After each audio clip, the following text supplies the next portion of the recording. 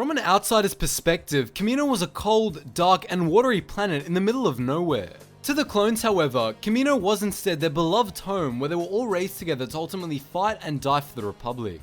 Now, we're not even going to get into the ethicalities of essentially breeding a slave army to do your bidding, as that's pretty much a video in of itself, and rather, in our third collaboration with the awesome guys over at Generation Tech, we're going to get into everything right about the miraculous defense of Kamino. As usual, Alan from Generation Tech will be doing the opposite of my video, and will of course be giving the clones and Jedi a rough time by talking about everything wrong with the battle.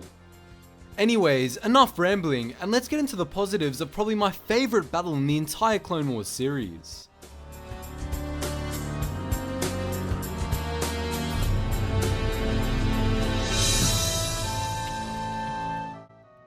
In my opinion, the defense of Kamino closely mirrored the historical Battle of Stalingrad, where instead of the Russians holding on by a hair's breadth, it was the clones. Now, just to put things into perspective, the Battle of Kamino was pretty much the last stand of the Republic.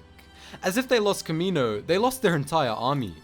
In addition to this, they were at the lowest point in the war, and in previous months, the Republic had lost several key systems needed in order to sustain the massive war effort. The Separatists, of course, sensed this glaring weakness and funneled all of their resources into striking the heart of the Republic and trying to end the war once and for all. The initial Separatist plan was to hijack the Rishi Moon outpost and allow the Separatist fleet to pass into Kamino space undetected and ready to ambush the unprepared Republic. If this had actually been the case, the clone station on Kamino would have been absolutely obliterated. Which is why it was so important that the clone station on the Rishi Moon outpost actually got a signal to the Republic, thus giving them a chance to prepare and heavily reinforce the defenses on Kamino. So, it's needless to say that heavy sacrifice wasn't in vain. Soon after, Grievous's fleet was fast approaching Kamino, and Anakin, as well as much of the Republic Navy, rushed to intercept him. Obi-Wan Kenobi, in all of his wisdom however, sensed something was amiss, as Grievous was losing many of his ships too easily for it not to be suspicious. As we all know, Obi-Wan's hunch turned out to be correct, but that said, it was already too late, and the Separatist Aqua Force led by Asajj Ventress thus launched their devastating assault on Kamino. Although outnumbered and outgunned on the ground, the clone morale was at its highest point, as they were fighting on their home planet and fighting for their brothers. All clones, no matter how young or deformed, actively helped repel the advancing droids.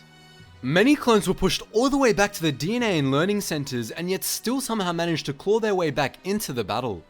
Although the Republic took huge casualties in the many different sectors Kamino had been besieged from, through the camaraderie, bravery, and dauntlessness of the clones defending, they were able to flush out the Separatists, and therefore prevented the end of the war, even being able to stop Ventress from stealing a clone DNA sample that could have had disastrous long-term consequences for the Republic.